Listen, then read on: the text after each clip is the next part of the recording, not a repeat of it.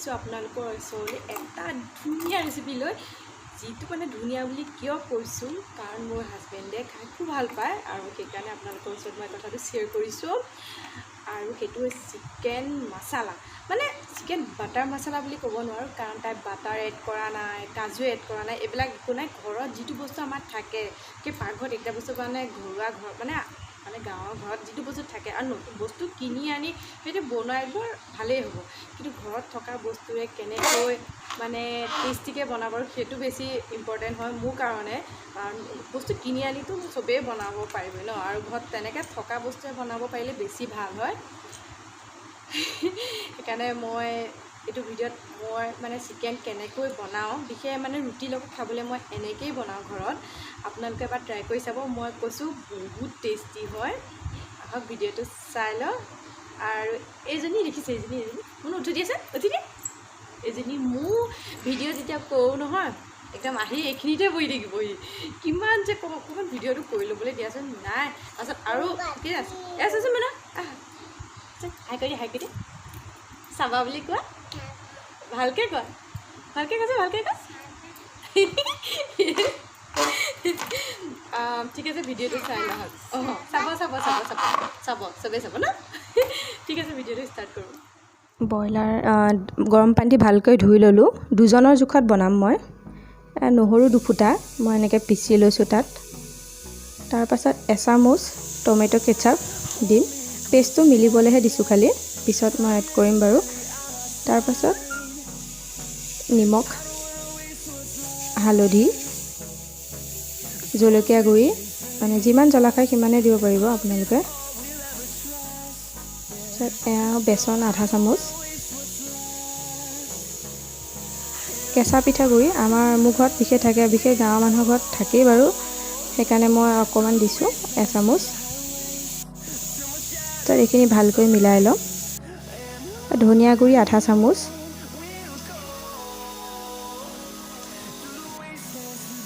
এইখিনি ভালকৈ মিলাই ল'ম মছলাখিনি মিল খাবৰ বাবে আমি ইয়াত অকণমান গাখীৰ 3 চামুচমান দিম মানে গুড়িখিনি মানে মিল খাবৰ বাবে দিছোঁ এতিয়া পেষ্টটো দিলে ভালকৈ মানে মাংসত লাগি যাব তাৰপিছত আমি এইখিনি ফ্ৰিজত অকণ সময় থাকিব দিম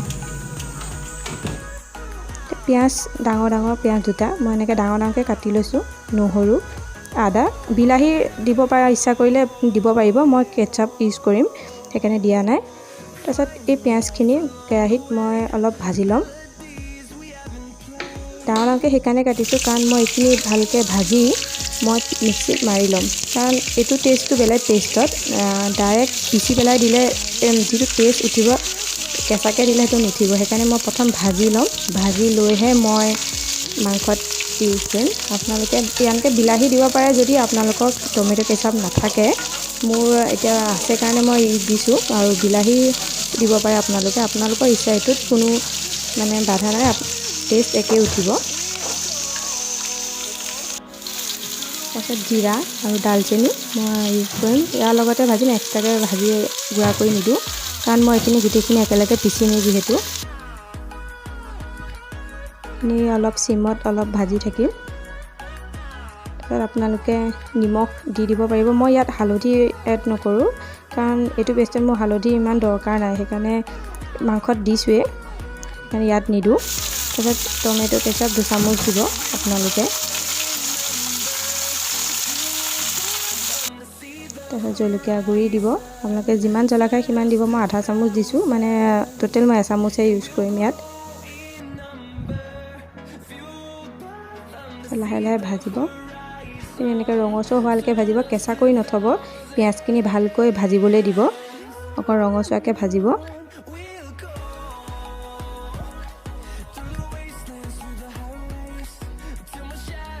তাৰপিছত এইখিনি ঠাণ্ডা হ'বলৈ দিলোঁ অলপ প্লেটত মই কাঢ়ি থৈছোঁ তাৰপাছত মই ফ্ৰিজত থোৱা মাংসখিনি উলিয়াই আনিলোঁ উলিয়াই অনাৰ পাছত এইখিনি ভালকৈ সানি কেৰাহী পাতিছোঁ এইখিনি মই ব্ৰইলাৰখিনি মই ফ্ৰাই কৰিম তাৰ আগত মই আলু 3 পিচ সিজাই লৈছোঁ বিশেষ মই আলু ইমান মানে আমাৰ ঘৰত নাখায় অকল মইহে খাম আলুকণ সেইকাৰণে মোৰ বাবেই দিছোঁ সিজাই লৈছোঁ কাৰণ মানে এনেই সিজাই ল'লে ভাল, কাৰণ পেষ্ট হ'ব, তাত খালি এনেই দি দিম। সেইকাৰণে আপোনালোকে পাৰিলে সিজাই আলু খাব, আৰু সিজাই আলু খালে ভাল, আৰু সেইকাৰণে মই সিজাই খাওঁ বাৰু। আলুখিনি ৰঙচুৱাকৈ ভাজি ভজাৰ পিছত এই ব্ৰইলাৰখিনি মই উলিয়াই আনিলোঁ ফ্ৰিজৰ পৰা।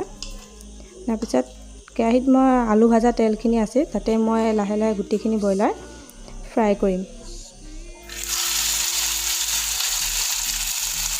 প্ৰচেছটো বহুত দীঘল হয়, তথাপি খাবলৈ ৰেষ্টুৰেণ্ট টাইপ লাগে। মই একদম কৈছোঁ, আপোনালোকে এদিন বনাই চাব, যদি বেয়া পায় মোক ক'ব।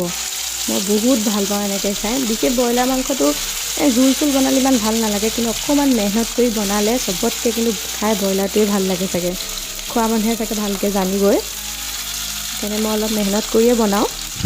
তাৰ বাবে এইখিনি পিঁয়াজখিনি এইফালে কেৰাহীত ভাজিবলৈ দিলোঁ, আৰু এইফালে পেষ্টটো মই ৰেডি কৰিম। ইফালে ভাজিও আছোঁ, ইফালে পেষ্টৰ কামো কৰি আছোঁ। আপোনালোকে সেইটো পিচি ল'ব, আৰু ইমান দেখুৱাই থকা নাই বাৰু। কেমেৰাটো অন হৈ থাকিলে ইহঁতেও বেছি ভাওনা দেখুৱাই থাকে। এটা হাতে কেমেৰা ধৰোঁ, এটা হাতে হেৰি কৰোঁ যে, ইহঁতে ইমানকৈ নাচি বাগি থাকিব এইবোৰে। সেইকাৰণে এইখিনি ৰঙচুৱাকৈ ফ্ৰাই কৰিলোঁ।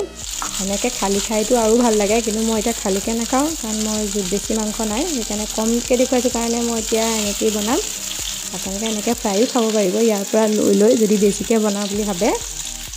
তাৰ পাছত এইখিনি ঠাণ্ডাকৈ হ'ল, প্লেটত কাঢ়ি থ'লোঁ মানে। তাৰপিছত যিখিনি তেল আছে, আৰু তেল এড নকৰোঁ। ফ্ৰাই কৰোঁতে যিখিনি তেল বাঢ়িলে সেইখিনি তেল ইউজ কৰি আপোনালোকৰ যিখিনি তেল থাকে সেইখিনিতে বনাব চাব। তাৰপিছত পিঁয়াজ আছিলে, পিঁয়াজ 3 ফুটামান মানে এনেকৈ গুচাই লৈছিলোঁ ফালকৈ। সেইখিনি দি দিছোঁ, এনেই মানে এইটো টেষ্টৰ কাৰণেহে দিছোঁ।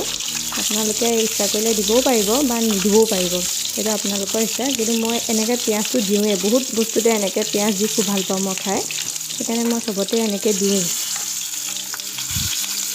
এইখিনি অকণমান ৰঙচুৱাকৈ ভাজিলোঁ। তাৰপাছত পেষ্টটো এইটো ৰেডি।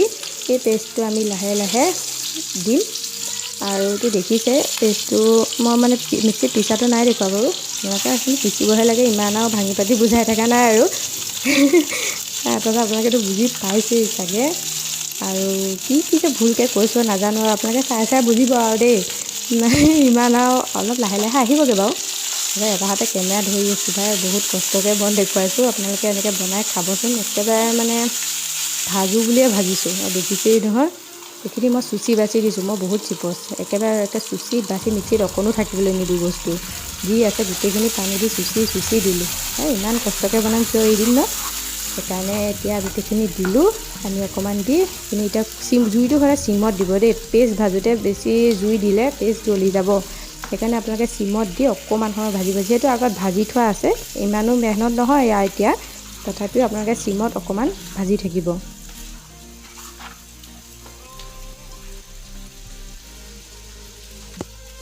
দেখিছে মই হৈছেহি, আৰু তাৰ পাছত মই নিমখ দি, হালধি নিদিওঁ, কাৰণ মই কৈছোঁৱে হালধি ইয়াত বেছি প্ৰয়োজন নহয়।